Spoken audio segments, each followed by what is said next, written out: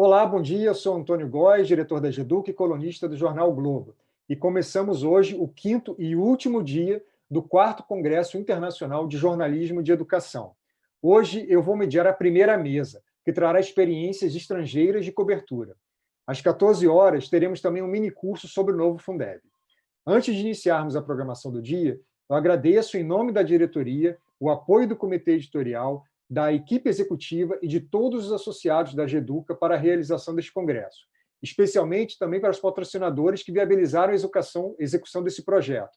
São eles a Fundação Lema, Fundação Telefônica Viva, o Instituto Unibanco, o Itaú Educação e Trabalho, o Itaú Social e também o apoio do Colégio Rio Branco e da Louros Consultoria. Eu aproveito para lembrá-los também que domingo, dia 25 de outubro, é o último dia para inscrições na categoria jornalista do edital de jornalismo e educação, que vai dar 8 bolsas de R$ 8.000 para viabilizar pautas de educação, com prioridade este ano para as que tratem de desigualdades educacionais. Para saber mais, vocês acessem jeduca.org.br/edital. Vamos lá.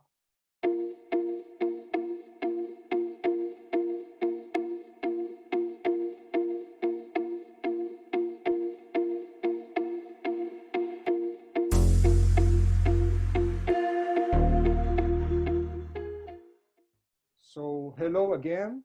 Right now, I'm going to start to speak in English to make easy our conversation, our translation. Leticia will speak in Spanish. Our other guests will speak in English. But I hope the questions that I will make will help us all to have a good idea on how these reporters, our guests, are making the recovery of education in their country. So I will briefly introduce which one of our guests. Adie Vanessa Offiong. She is an award-winning journalist in Abuja, Nigeria, with experience in cross-border reporting, investigative science and development journalist. Daarel, Burnette, second, covers school funding and finance for Education Week. Education Week is one of the most important, if not the most, education magazine in the United States. And Leticia Castro, she's co-editor from the education section from the newspaper Diaria in Uruguay, our neighborhood from Brazil. So the idea of this session is to, of course, to have a glimpse of different realities and how reporters are covering education during this pandemic in different countries.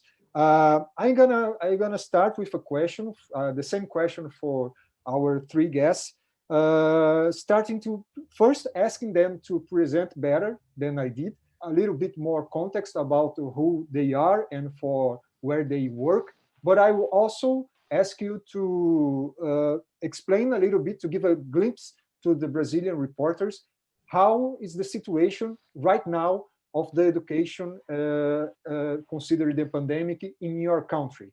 Are schools already open? They are not open? What kind of debates you are having right now in education, considering the effects of the pandemic in your country? So let me start with Leticia. Sí, bueno, empiezo entonces por presentarme. Yo soy Leticia Castro y, como decía Antonio, trabajo en la Diaria, que es el segundo medio de prensa de mayor circulación de Uruguay. Hace 3 años empezamos a trabajar en una vertical de educación, una sección particular del diario donde trabajamos periodistas especializados en educación. O sea, tratamos de darle como un enfoque particular al tema y que no sea parte de las noticias de Nacional, nada más.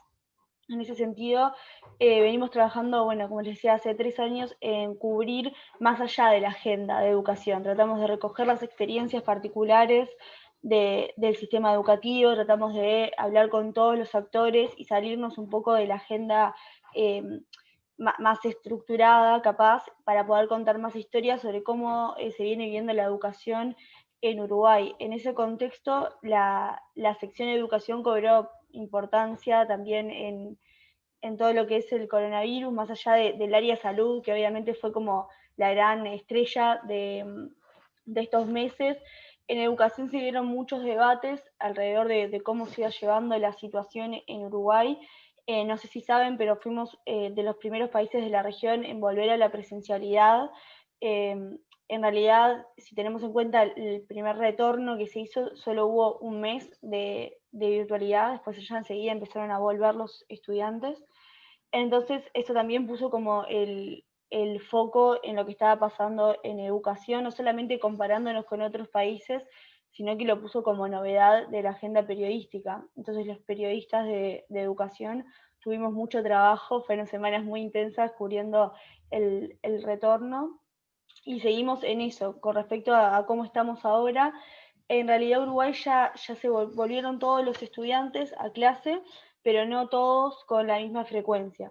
El gran debate que se está dando ahora es que hay un sector de la población, sobre todo las familias, que están insistiendo mucho en volver al estado en el que estábamos antes de marzo, que fue cuando se desató acá en Uruguay el COVID.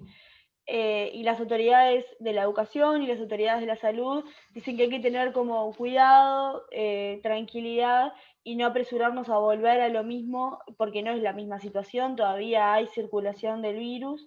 Y bueno, resumidamente es un poco las tensiones en las que estamos ahora, entre volver a como estábamos antes de la pandemia, o seguir tomando decisiones como más pausadamente. Después igual profundizamos un poco más en cómo se están dando estos debates, pero a grandes rasgos va por ahí.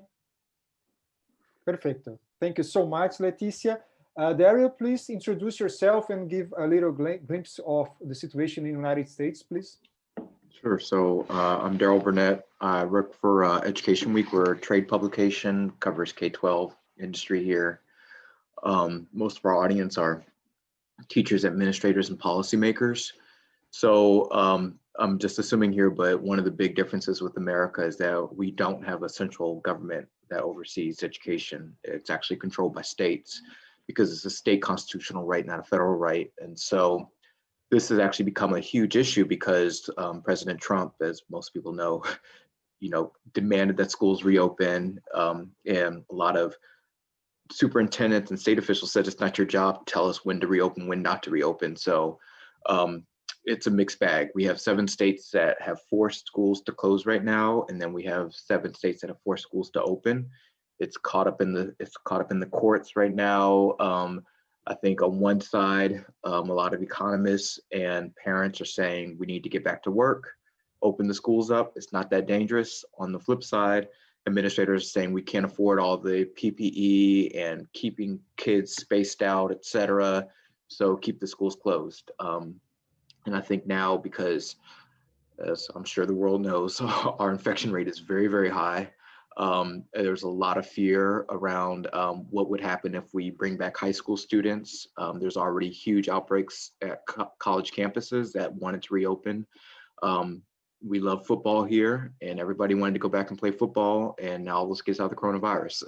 So we are actually tracking how many teachers have died from the coronavirus. We're up to like 300. So it's just a very real life sort of kind of dilemma, and I think it just asks a lot of questions around our governance model right now. Okay, thank you so much. And Vanessa, please introduce yourself and a little glimpse of the situation at Nigeria. Okay, hi everyone. I'm Adie Vanessa Offiong. I am a freelance journalist based in Abuja, Nigeria's federal capital city. Schools here opened yesterday, incidentally. They've been closed since March. Yes, so according to the school calendar, they've basically lost 2 terms, which are like 2 semesters from school. So it was with a lot of tussle. First, one state, the biggest commercial state, Lagos, started, gave a date for when schools in Lagos would reopen. And maybe that pressured the federal government into opening schools. While parents are very impatient for their children to go back so that they can get back, to their routine, because online schooling has been a very, very, very big challenge. That's there. And then the cost of internet access. So even when schools were providing classes free online, It was very expensive for parents to be able to afford for their children to access these facilities. So there are children who since March have not had any form of formal education. Maybe for parents who were able to put their children through revision or extra classes by paying somebody to come home, their children benefited. But there are a good chunk of children who were out of school completely. It was play and everything informal, but education this whole season. So even when some federal governments some of the state governments, Nigeria is divided into states. Some of the state governments tried to provide school using mass media. There were still challenges. So like radios, which is the easiest and cheapest access to information. It was still very, very inaccessible for children in hard to reach communities. Power failure as well was a very, very, today is interesting that's what we're experiencing today. And this is me in a pretty urban, part of the country. So these are issues. And then with the infection, a lot of schools, they have guidelines that schools must meet. And late September, the Ministry of Education went around inspecting unity schools, which are government schools, to see if they were up to standard. Some of them were, some of them were not. And you've got a lot of mushroom schools that prior to now and even now have not been properly regulated or checked to see what quality of education they're actually dishing out. Sadly, these kinds of schools cater to a sizable number of children. So there's that worry. Who's going to check them? Are you then going to say they should not go back to school because they do not meet the set guidelines for which they must pass before they can reopen? So there's all of that debate going on. However, a lot of the schools have opened yesterday. So we're waiting to see some parents are here opting to still have online schooling. They do not want their children risking physical contacts and risking contracting the infections. Then another thing that has happened is with boarding house. Parents have pulled their children out of boarding house. So schools that run boarding and day services have seen a decline, with them students who are returning to boarding house. So there's that debate as well. Is it safe to be in boarding house? Is it safe to come to school as a day student? So all of these, are the kinds of conversations that are ongoing at the moment. So Vanessa, let me continue with you because you started to mention some issues that I would like to ask for both of you. And one of this issue, it's about inequality. What are the most vulnerable groups in your countries, and how journalists, how the media is giving them attention, or how they should be giving more attention to those groups who are suffering more the effects of the pandemic? Okay, so you've got children with special needs, you've got people living with disability, then you've got poor people. So these are sections that I have focused on, in different levels, reporting COVID. So I'll start with children with special needs.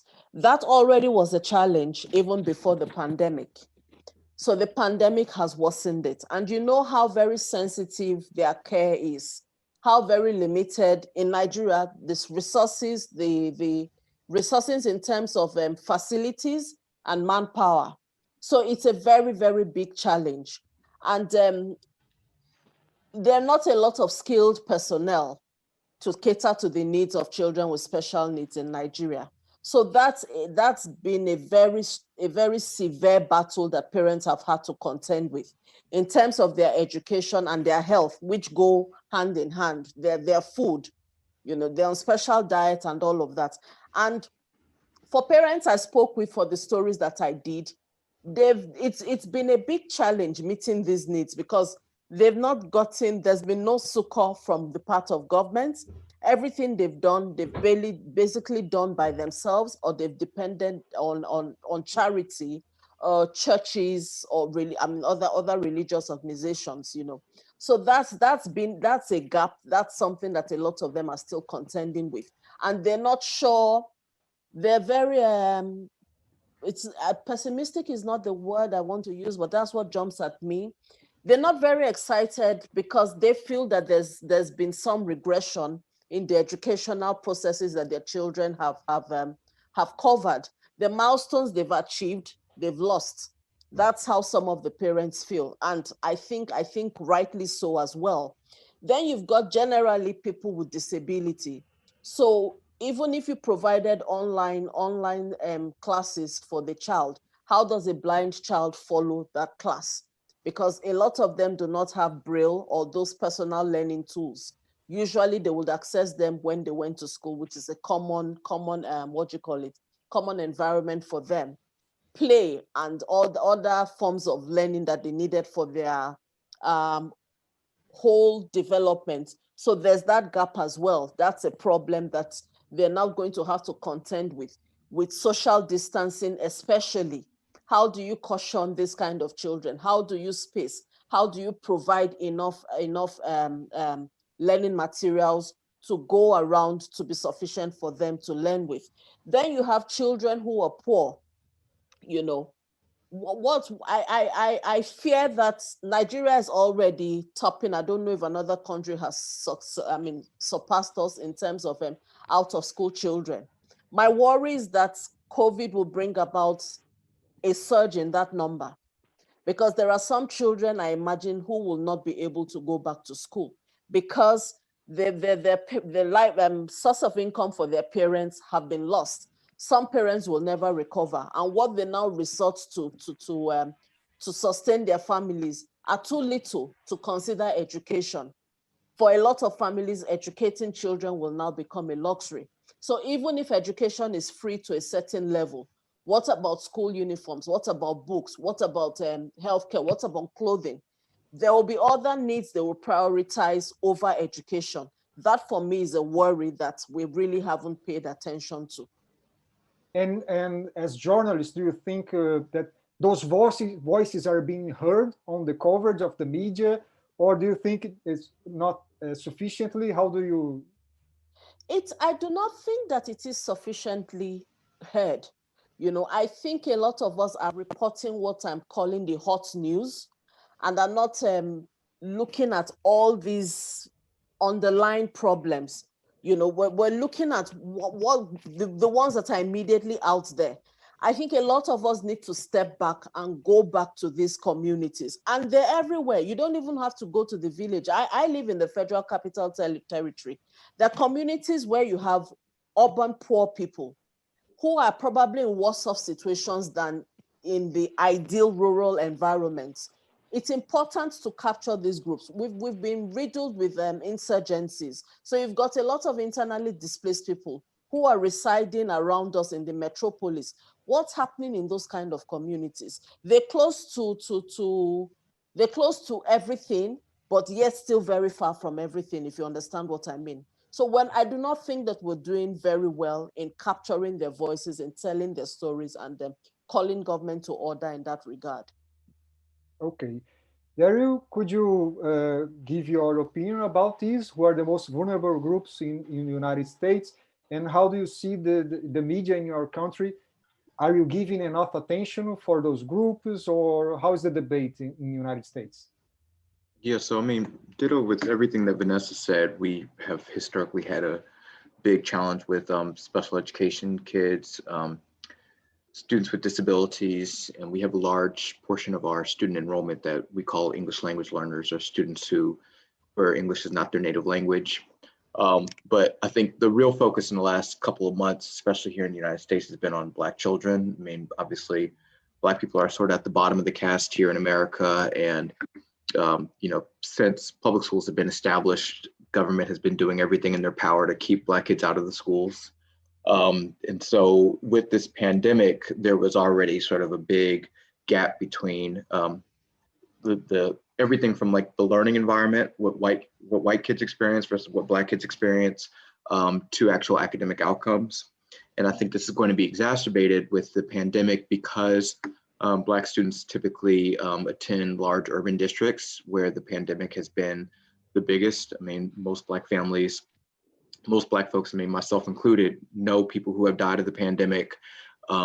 It's really affected our communities, and most urban districts, the vast majority of urban districts have stayed shuttered, and their distant learning has been atrocious. It's, in fact, I was talking to some lawyers. I mean, you know, there's a huge crop industry around lawsuits around for academic outcomes for Black students, and they're writing the lawsuits now because so many states are just violating their constitution, just not providing a basic education. I think what would shock a lot of folks around the world, considering that we're the home of Silicon Valley, is that we have some of the same things that Vanessa is describing about kids without internet access.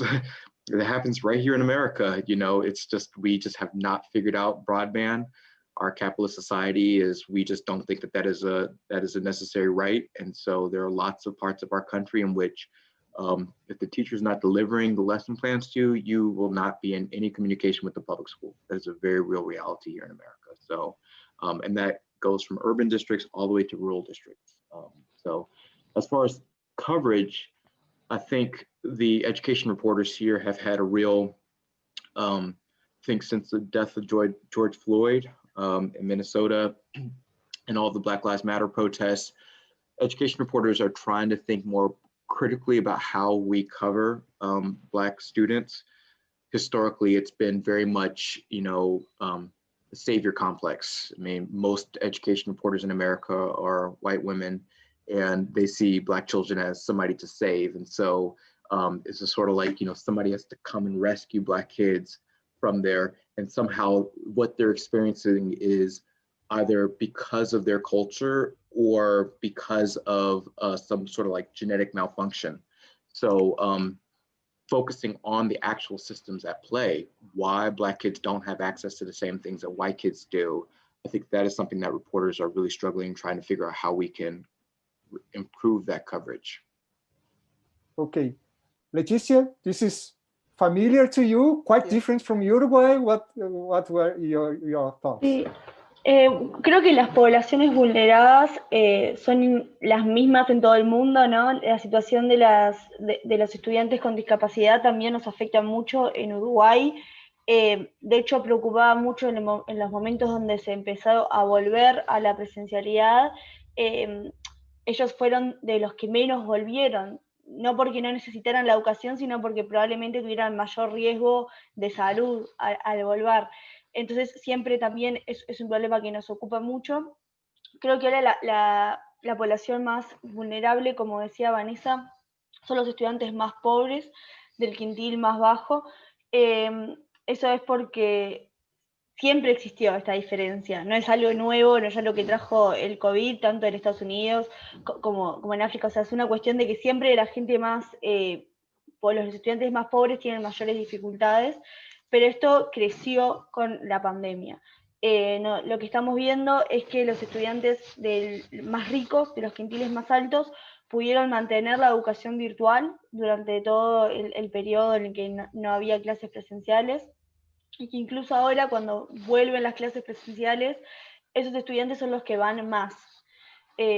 Una característica de Uruguay es que el retorno a las clases fue voluntario. La educación en Uruguay es obligatoria, o sea, los padres tienen la obligación de enviar a sus hijos a las escuelas, pero durante la emergencia sanitaria fue voluntario el retorno. Ahora, justo la semana pasada, volvió la obligatoriedad, pero a grandes rasgos siempre fue voluntario. Entonces eso implicaba que los niños de mejor posición socioeconómica fueron los que fueran más a las escuelas, y los niños más pobres eran los que no estaban yendo. Una de las dificultades que se intentó como sortear al principio fue el tema de la alimentación, porque muchos niños comían en las escuelas. Entonces, incluso cuando las escuelas estuvieron cerradas, se garantizó la alimentación como forma de no desvincularlos, y ahora hace pocas semanas volvieron los comedores, a principios de octubre. Volvieron los comedores también como forma de incentivar a que vuelvan a mandar a sus hijos a las escuelas, porque está comprobado que el no ir a la escuela genera grandes riesgos, y hay muchos más riesgos por no ir a la escuela que por el COVID. Tenemos un grupo de asesor científico que sigue asegurando hace meses ya de que son más los riesgos de la desvinculación escolar que los riesgos que pueden tener a nivel de salud. Creo que acá es importante aclarar la tasa muy baja de casos que tuvo Uruguay, a diferencia de, bueno, ni que hablar de Brasil, de Argentina, que son nuestros países vecinos. Uruguay nunca tuvo un despegue, siempre fue como una curva bastante estable. Más allá de algunos pequeños focos, siempre tuvo una curva bastante estable, entonces nunca fue un verdadero riesgo volver a las clases. Entonces realmente lo que queda ahora es ese 2% que se calcula de estudiantes que se desvincularon del sistema, que no mantuvieron educación virtual y que no están yendo ahora a clase, volver a recuperarlos. Y sobre cómo lo venimos cubriendo los medios, creo que es algo que siempre es un debe que tenemos, no solamente ahora en la pandemia, sino en general. Y ahora también se nota que nos falta un poco de poner el foco en estas poblaciones que tienen son más vulneradas. Creo que de todas formas, al ser como la agenda gira en torno a la presencialidad y a estos estudiantes que están desvinculados, han tenido muchísima atención y han tenido muchos titulares, cómo se trabaja con estos niños que son desvinculados. Entonces creo que se podría hacer mejor y concentrarnos particularmente en algunas poblaciones, pero se ha dado como una cobertura muy amplia del tema. Perfecto, Leticia. Thank you so much. I will return to English now. I will return to Daarel. So I want you to develop more one issue that you already brought, which is, for instance, that in Brazil, we have very few Black reporters working in newsrooms.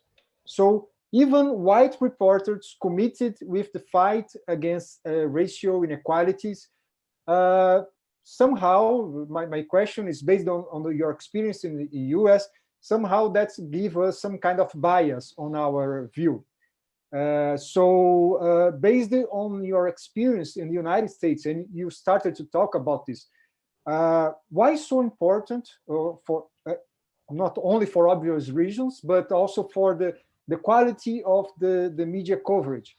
Well, how do you think that this kind of situation that we have in Brazil, like mostly white reporters writing about racial inequalities, how this is how this affects the quality of the coverage, in your opinion, based on the US context? Yeah, I'll give you a direct example. So when Trump was first elected, all the Black reporters, there were a lot of Black reporters who actually got written up because we said Donald Trump is racist. And people thought we were crazy. They said, you're not being objective. This is not about race. This is about economic anxiety. This is about poor people, poor white people feeling as if their jobs are under threat, et cetera. Now we're in 2020 election and Donald Trump is, endorsing white supremacists. So I think that Black reporters bring a unique perspective only because we've experienced, the vast majority of us have experienced what racism looks and feels like. Oftentimes we struggle actually articulating it, or I think so oftentimes we struggle articulating it in a calm manner, but the video camera has been one of our biggest assists, because now all of a sudden we can film the microaggressions that we see every single day. But I think oftentimes historically it's sort of the perception by the mainstream press is that Black people we are sort of deluded, or we're just angry, or we're exaggerating what racism is in America. But the more research that's come out in recent years, the more the Republican Party moves further and further right. I mean, their entire agenda now is, basically a racist agenda. I think it just becomes more and more clear how important it is to have Black voices in the newsroom. I'm not necessarily saying that that is the only solution, because even Black reporters have biases against Black people. I mean, racism is in the water here in America. It's just so infused in the culture. It's, just sort of how we think, how we go about in our day. It's how we live. It's who we hang out with, etc. So it has to go beyond that. I mean, I've sort of taken on an initiative since Donald Trump was elected to really understand Black history in America. And every day I am surprised at what I read. And that has a lot to do with the fact that my parents and my grandparents did not want to talk about the racism that they experienced, because it's sort of like, you know, Jim Crow happened then, we're not going to talk about that. And so there's just not a lot of conversation about what racism actually looked and felt like under Jim Crow and what it feels like today. So yes, it helps. It is not the end all solution. And one of the debates that we're having here in America is about objectivity, about this is like sort of an American invention in that we sort of tell reporters, you have to be objective, you have to cover both sides. And what we're realizing, especially when it comes to race, is that there are multiple sides, but then also ultimately a reporter has to put their, you know, put their fist down and just say, you know, it is what it is. Donald Trump is racist, you know. So it's a real challenge for our industry right now. When we made the invitation for you, you mentioned that you have already visited Brazil, and that somehow inspire you in an article that you wrote. So I would like to ask you, what was, as a Black American visiting Brazil, what was your impression of our society? Yes, and I will, full transparency, I visited Brazil maybe 7 years ago. So as you guys probably know, it was politically, it was a very different country at that time. So first of all, it's beautiful. I've never seen a country, I've traveled all over the world. I've been to West Africa, Middle East, Europe. I've never seen a country that beautiful. I think what fascinated me about Brazil was that you guys are much more frank about race than we are here in America. I mean, obviously, we don't talk about politics with people who are not friends. We don't talk about politics or religion because it is so explosive and because it is so wrapped up in race. But in Brazil, you guys were very frank about the fact that, oh yeah, we had this big slavery institution. This is how it created our country. This is how the government has handled it over the years. If I remember correctly, you guys even have an affirmative action program that was like sort of like a, I think, you know, Black Americans, there are books that have been written by Black journalists about Brazil, because you go there and you're like, wow, this is like a different world. They just talk about race in a very different way. So I appreciated the frankness that you guys kind of approach race, because here it's just so awkward and there's so much, it's very guilt ridden. You know, a lot of, if you mention reparations, people are like, oh, you're just playing the victim, etc. You know, but in Brazil, it's just sort of like, it is what it is. So I appreciated that. At the same time, there are still a lot of disparities, you know, and I think, you know, clearly the disparities are here in America too, but, you know, I think it just shows that talk can take you very, very far. You know, at the end of the day, it's what the government does about it that I think, you know, how you handle your racist past, your slave history, is just that's when it matters. Perfect. Vanessa, now I'm gonna ask you a question about a different subject, but just remember, any of you guys, you can jump on this conversation and add something. So feel free. This is a conversation. But Vanessa, I would like to. You sent me an article before the pandemic, writing about the situation of girls who were being raped on their way to school, and how this affects the enrollment rates and all the drama involved in these cases for women. And I'd like to ask you to give a little about context about how do you make that story, but also I would like to ask you about one of our biggest fears is that when schools are closed, domestic violence seems to rise. And one of the big issues that we are afraid is that how many domestic rapes are happening inside because children are now invisible for many teachers. So I wonder if you have, if in Nigeria, are you discussing that? Are you concerned with this? Or so please. Yeah.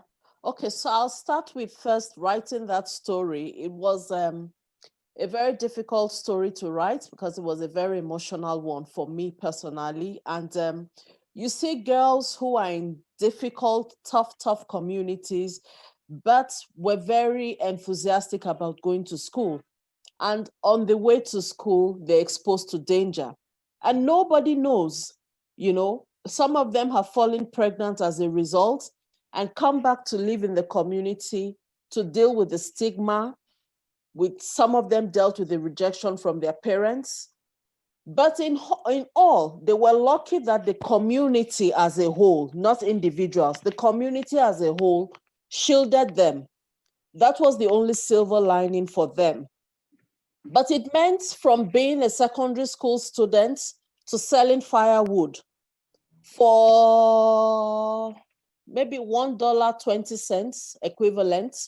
So, and they trekked 2 hours. At least I documented this, you know, I would go there very early, 6 a.m. They're getting set to leave, and they're not coming back until I'm leaving the community at about 1 p.m. So that's what their life had become. And this was happening in a time where girl child education was on the front burner of almost every country, especially low and middle income countries. And for Nigeria, especially in northern Nigeria, where this was happening. And because of stigma and shame, they were also not reporting the cases to the police. The one rapist who was caught had to be let go because the parents of the girl did not want the news to spread. So they further victimized. I don't know if you understand. So you're a victim of rape, you're further a victim of not getting the justice that you deserve, and then you have this child who's a constant reminder of what you went through. Then your visions for your life is just cut abruptly. So telling that story and trying to investigate, you know, what had happened, what had government done, what was promised, what was not done, and all of that, you know, it was quite a tough story. But for me, I'm very happy that that story made impact for the community, because after it was published, they got 10 million naira grants from a World Bank project. Yes, the community decided what they wanted to do with the money. So that money helped them renovate their primary school, start their road construction, renovate their primary healthcare center. So they've exhausted that money and they've applied for a second 10 million naira. I can't think off the top of my head now how much that comes to, maybe $20,000 thereabout. I'm thinking about that. So they've applied and they will get it a second time. So if for nothing else, I'm very happy that that's the kind of impact that it brought to that community, and their lives are for the better. However, they still need a secondary school because they're trekking 2 hours to go to school in another state, which is bordering their own states. They need to stop making those kind of journeys.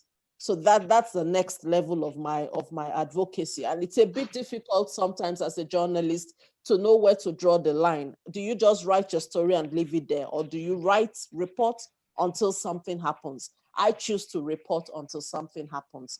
So that's where I'm going with that story. What was the other question now? I forgot. Antônio, yes, no problem. It's the pandemic, because we are afraid in Brazil that domestic violence. Yes. Yes, there is a surge of domestic violence, and this cuts across board for children, male, female, wives, and teenage girls.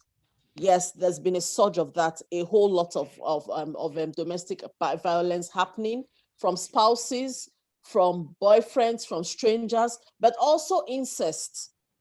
So there's been a rise of fathers raping their daughters and stepdaughters and things like that. Yes, but a lot of it is attributed to frustration on the parts of men, which I do not think is justification, because life is hard, it's hard. It's not justification that your child now becomes your weapon to release whatever frustration or anger. And in some of these cases, some of the girls have gotten pregnant as a result. In fact, there was one, there's one that I was reporting. The man was sleeping with his 2 daughters, 8-year-old and 6-year-old. And the women in the house were covering up. So we had to push, we got the thing to the police headquarters, and the police doctor had to carry out the test and said, yes, these girls have been abused several times, you know. And the sad thing was, even after this thing was found out, they still let the girls go back with their father, sorry. You know, rather than take them away from his care, they still let him go back to their father. So that's a story we're still pursuing. We need to get them out of his reach. So those are the kinds of things that we're dealing with. I don't know if I can say that it's a surge or because the pandemic also brought about some kind of easy access to disseminate news, in that the distraction of going out, of going to work was not necessarily there. People were at home and seeking succor in their televisions and mobile gadgets. So they were probably picking up these things and putting them up on social media.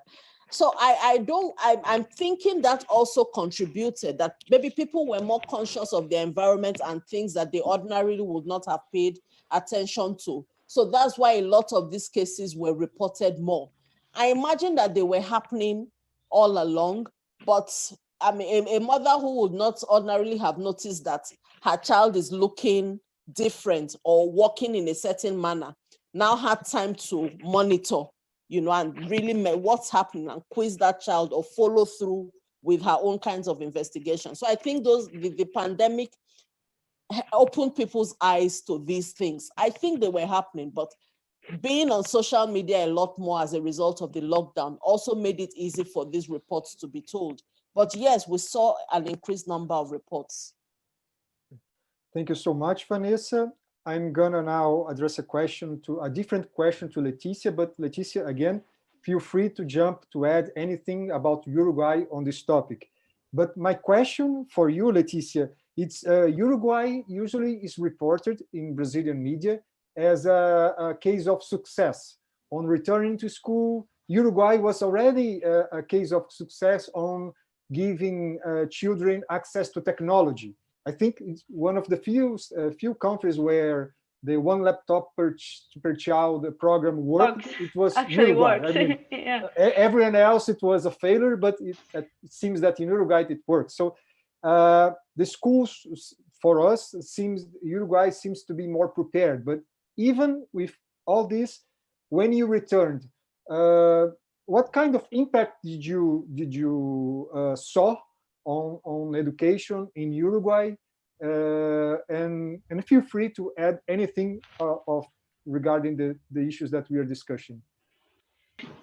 Bueno, no, quería antes de ir a tu pregunta, Antonio, hablar un poquito sobre lo que decía Vanessa recién, porque los casos de violencia doméstica aumentaron, creo que a nivel global, y acá en Uruguay no fue la excepción. Obviamente que las familias estén encerradas tanto tiempo incrementó los niveles de violencia intrafamiliar, y ahí es donde un poco salió a la luz el rol clave que tiene la escuela para detectar estos casos. Por lo general son los docentes los que detectan cuando hay estos tipos de situaciones y logran reportarlos. Cuando sacás al docente de la ecuación, parece que esos niños no tienen voz, parece que nadie los escuchara, porque los docentes no están ahí en el medio conversando sobre la realidad de esas familias. Entonces, creo que resaltó el nivel de compromiso que tienen que tener los docentes, no solo en la parte educativa, sino también en todo lo que es el apoyo socioemocional que dan. Acá en Uruguay se mantuvo mucho la educación virtual, tuvo una gran cobertura, entonces incluso a través de la conexión virtual se llegaron a detectar ciertos casos. O sea, estudiantes lograron comunicarse con sus docentes para pedir ayuda a través de las plataformas virtuales. Entonces, creo realmente que se puso en valor ese rol socioeducativo que tiene un docente, que puede acercarse a los niños y a los adolescentes desde otro lugar. Creo que eso fue como muy, muy importante. Después, con respecto a tu pregunta de la tecnología acá, sí, Uruguay tiene... Se unieron dos cosas muy importantes. Por un lado, la gran cobertura que tenía Plan Ceibal, que es ese plan que dice Antônio de una computadora por niño, que funcionó hasta hace más de 10 años acá en Uruguay. Realmente todos los niños en el país tienen al menos un dispositivo, o una laptop o una tablet. tiene sus dificultades, como todo, a veces hay un poco de demora en la reparación de los dispositivos, no todos estaban...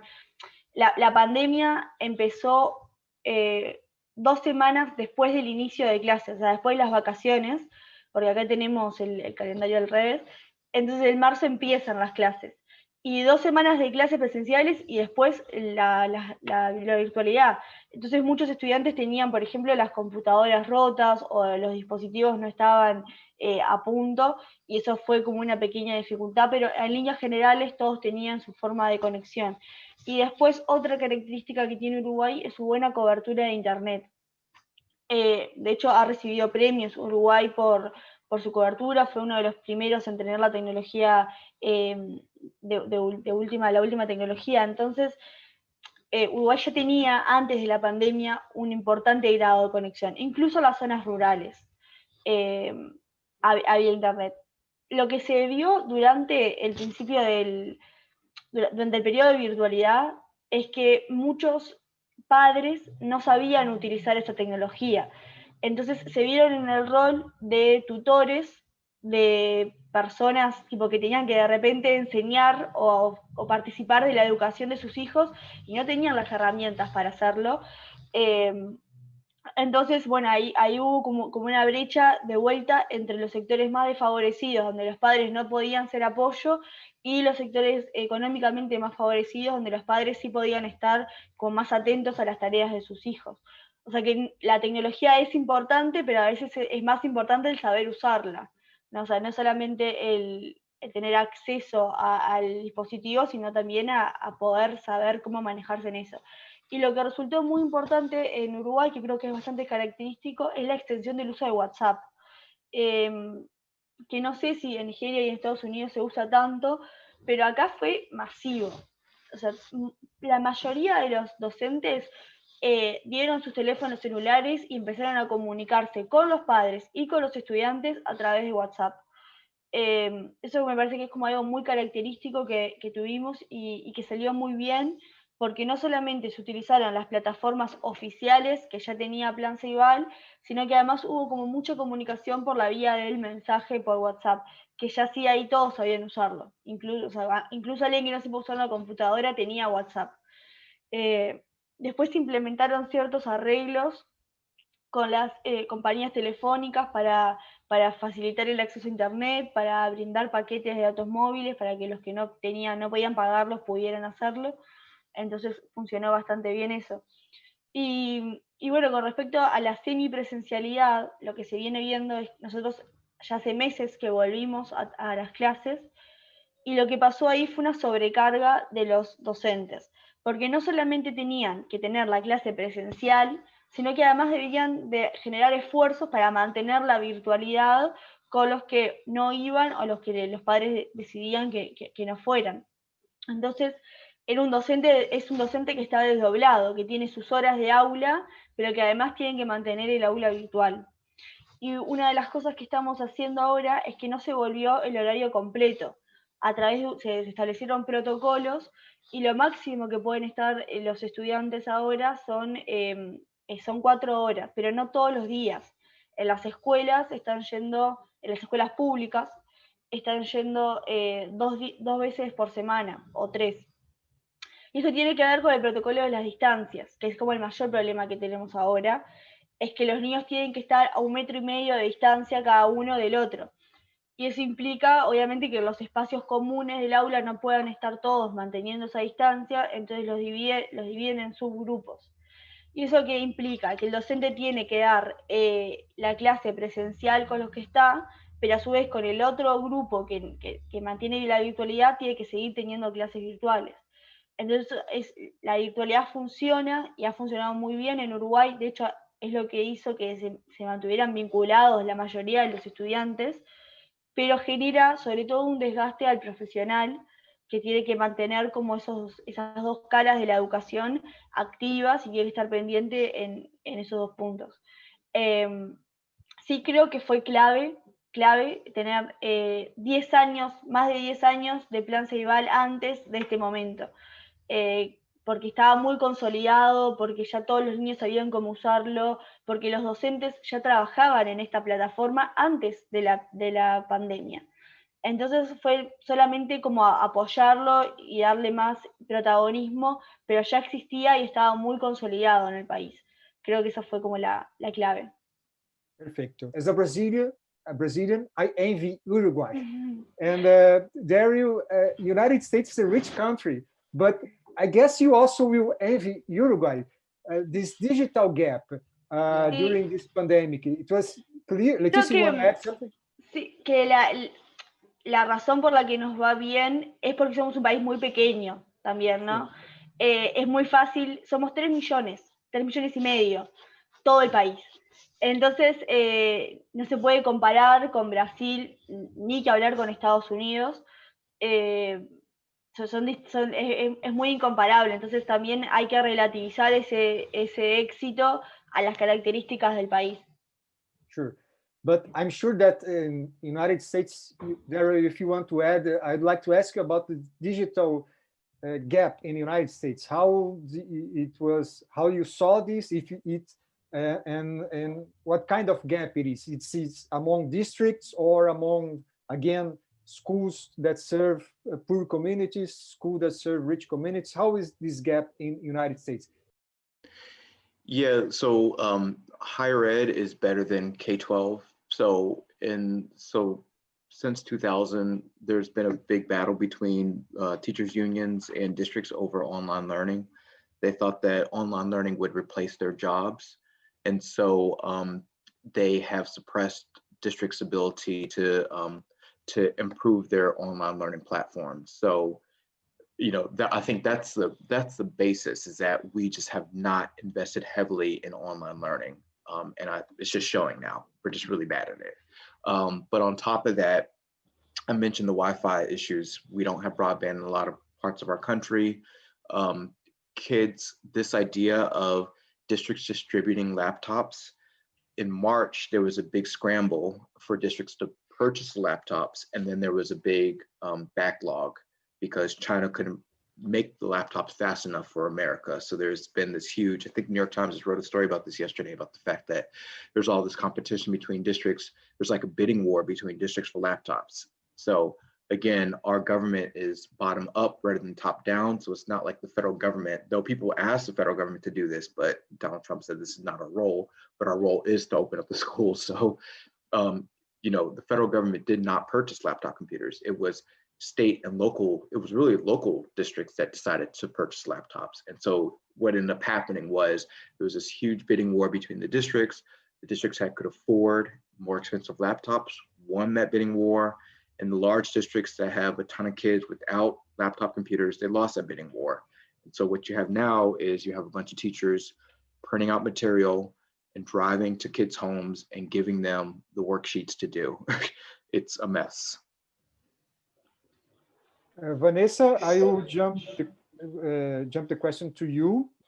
Also, of course, you're talking about the different reality, but in Brazil we have huge concerns. And you were talking on the beginning on your presentation, I think you mentioned that because of the lack of resources, sometimes schools have to find another options to reach the children. So I'd like to talk a little bit more about how this digital gap was perceived in Nigeria. I mean, like Daarel said, the pandemic really exposed the digital gap. And it also, the network, network providers could not cope with the demand because everything went digital, everything went virtual, you know. So we had failing internet services and things like that. However, it also exposed a lot of schools and parents and proprietors and even the government to alternatives to the usuals. So if I can't remember any of them, but for instance, if Google was the only search engine you knew 10 or 20 others. If Facebook was the only social networking site you you knew, I mean, it's exposed you to knowing a lot more. And that way there was, traffic was spread. Like with the education systems, a few times I sat in on their meetings, the private school owners of Nigeria had meetings, and it was very, very commendable to see that COVID made them partners in a common fight, not competitors. So you had a teacher in Lagos or a proprietor in Lagos who was telling a proprietor in Abuja or up north, this is what I did to succeed. This is how we had our exams so that the children could say we had finished that term. These are the things you can do. This is how we compensated our teachers. So they were sharing ideas rather than holding back business strategies. It became, we're in this together, let's support one another. So that was a very, very beautiful thing that COVID did.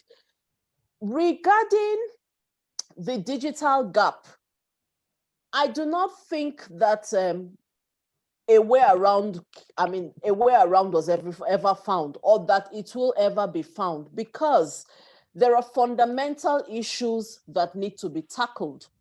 For a lot of families, owning a phone is still luxury because they do not have food on their table. So until those elementary issues are addressed, or alternatives to these secondary issues are provided that meet their needs realistically, that digital divide and inequalities and those inequities will still exist. It's not something that even COVID has been able to address, in spite of how necessary it is that it's resolved. I don't see it as something that will be resolved even in another 1 year. Okay. Well, we are closing to our finishing time, so I will give the word again to you for a brief goodbye message from which one of you. Leticia, any thoughts on this debate? Any suggestion for education reporters in Brazil? Please feel free. Bueno, primero quiero sumarme a lo que decía Daarel de lo lindo que es Brasil. Yo también estuve por ahí varias veces, me parece un país precioso. Y les agradezco mucho la invitación para participar. Creo que es una red que funciona estupendamente y es un placer poder integrar, así aunque sea de invitada cada tanto. Nada, solo para cerrar, agradecerles, comentar que me imagino que el trabajo en Brasil es muy complicado, que es un país es muy grande, con una diversidad muy grande, que se diferencia mucho de Uruguay, que somos poquitos, que estamos todos bastante cerca, que es fácil cubrir determinadas cosas. Entonces creo que es un trabajo impresionante el que están haciendo en Brasil, lo agradezco mucho. Y nada, sobre un poco la situación de la educación a nivel global, creo que es un año para recapacitar un montón de nuestras prácticas, para revisarlas y ver cómo podemos mejorar en la cobertura de los desafíos, ¿no? Es un año que salió de la normalidad en todos los sentidos, incluyendo nuestro trabajo. Así que nada, bueno, les agradezco mucho el espacio. Okay, Leticia, thank you so much. I would like to ask Daarel his final thoughts, but I forgot one important question, Daarel, for you. Unfortunately, Brazil and the United States are very similar on many topics, and one of them, not only the racial inequalities, but also the political polarization on the debates. This is a quite strong, and makes a lot of challenge for the cover of the media, not only on education, but also in education. So I would like to ask your thoughts about this specific issue, but also give you time to give your final thoughts on our debate. Yeah, so I guess I owe Brazil, Nigeria, and Bolivia an apology, because we gave the world Facebook, and we gave the world Twitter, and then we gave the world, WhatsApp. Like, we gave you guys all the inventions that have allowed for all this, political polarization. It's very, very ugly.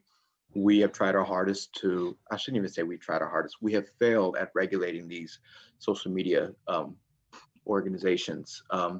Here in America, every time a new communication device is invented, we have like a big political upheaval. So you can look at the Civil War with both photography and the telegraph machine. You could look at, you know, the Civil Rights Museum with video cameras. And now you can look at social media and, you know, the Republican Party basically loses its soul. I think it has to do with the fact that the government cannot control the message. You have basically just, you know, extremists taking over, you know, what is fact and what is false. I do think that there needs to be heavier regulation with Facebook. That is a big conversation here in America. I mean, Mark Zuckerberg used to be a very innocent person. He used to be, you know, this innocent innovator who just wants to bring the world closer together. But he is, I have a friend who works for Facebook, and I say, you guys are about 75% responsible for Donald Trump. That is just real life. What's unfortunate about education is that education has historically been a nonpartisan issue. Education, we try to keep most education elections nonpartisan. You are not Republican or Democrat, but what's happened in the last 10 years, which is actually something I'm writing about now, is just the fact that the libertarian wing of the Republican Party has taken to talking about public education as what we call it government schools, that this is just government indoctrination of children, that that the government should not actually be in the role of educating kids, that this is not their responsibility, should be a private endeavor. And so that's, I think, the most troubling aspect of sort of the polarization of education. And then also, which I don't think we would have never thought about this like 5 years ago, but historically the Republican Party has been about hands off. The federal government, the state government, even the local government should not be telling teachers what to teach in the classroom. But because there's this whole movement to address our slave past, to address our Jim Crow past, I mean, it's the 400-year anniversary of when slaves first arrived here to America. And so we've been having this huge conversation about what does that mean, et cetera, and how we should change our curriculum for that.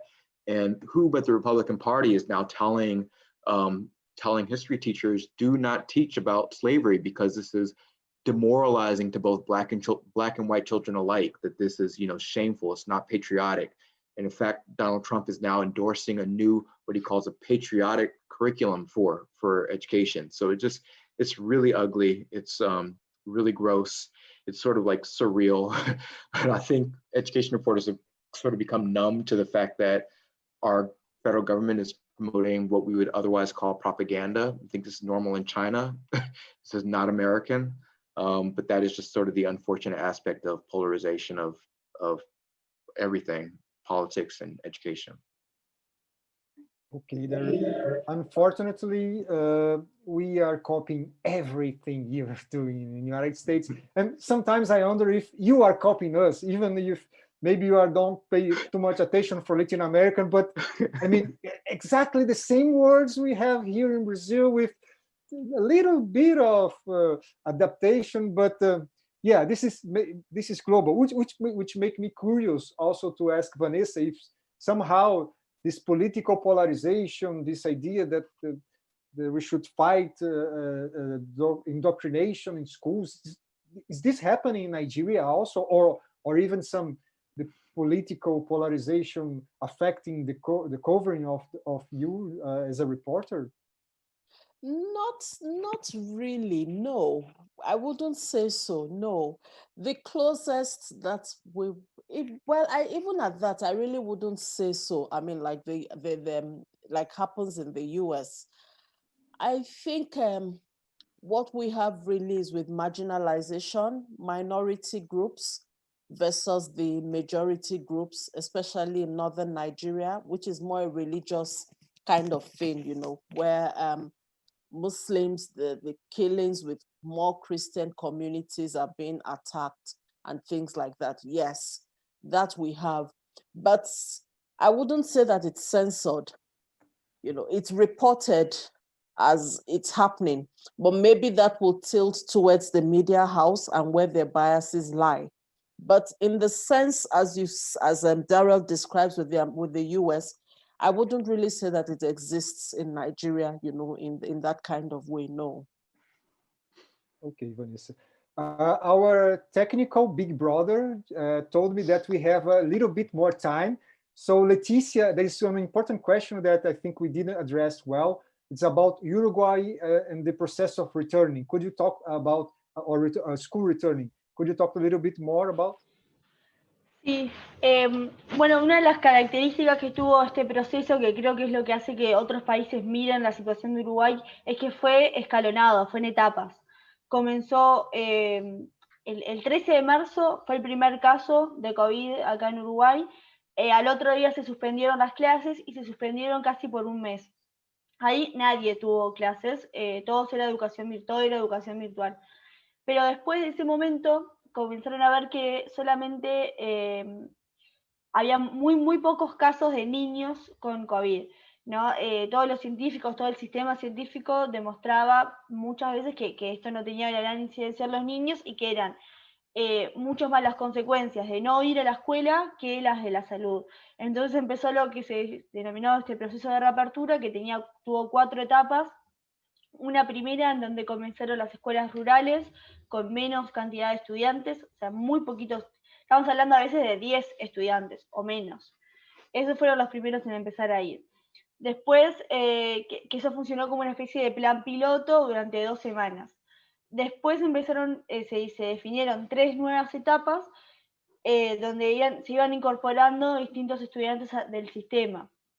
Empezó con la ruralidad del resto del país, con todas las escuelas rurales, después siguió avanzando hasta llegar en última etapa al área metropolitana, que es donde se concentra el 55% de la población en Uruguay. Entonces era una etapa, 2 semanas de prueba, una etapa, 2 semanas de prueba, y así fue funcionando hasta llegar hoy en día a las condiciones que tenemos ahora.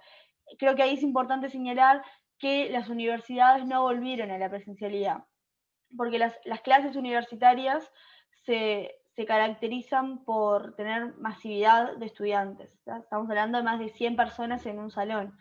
Es imposible mantener la distancia con tanta gente, pero con los estudiantes más pequeños, o sea, de bachillerato, enseñanza media, escolares y preescolares, sí pudieron volver a clases. Entonces la característica principal es que fue en etapas, escalonado, siempre como midiendo qué cantidad de casos aparecían. Y una cosa bien importante es que en Uruguay no se han dado casos dentro de las escuelas, o sea, nunca hubo un foco adentro de una escuela. Siempre hubo niños contagiados, pero porque se contagiaron fuera de las escuelas. Adentro no hubo casos. Okay, so now we are really getting on the end of our debate. Muchas gracias, Leticia. Thank you, Daarel. Thank you, Vanessa. Unfortunately, we are not together in São Paulo or Rio and sharing experience. But maybe if this was not possible to meet Vanessa from Nigeria, Daarel from the United States, Leticia from Uruguay at the same time, with everybody with their issues, Vanessa with technical, not perfect conditions, but the content was great, Vanessa. Thank you so much. And this conversation will not end. And we will continue as Jeduca, as our Association of Education Reporters, bringing these issues, bringing different views. Eu queria encerrar essa mesa aqui, agora falando em português. Infelizmente, a gente teve que gravar, né, para poder fazer a tradução ao mesmo tempo, para as pessoas poderem se entender, mas todos os entrevistados concordaram. Quem tiver alguma questão adicional sobre as questões que eles levantaram, basta entrar em contato com a gente, e eles falaram que tudo bem passar o e-mail deles para estabelecer contato. Todos foram bastante solícitos, né, em responder questões adicionais. Então, agradeço a vocês que estiveram aqui com a gente nessa mesa, e continuem aí com a nossa programação do Congresso. Obrigado a todos. Tchau, tchau.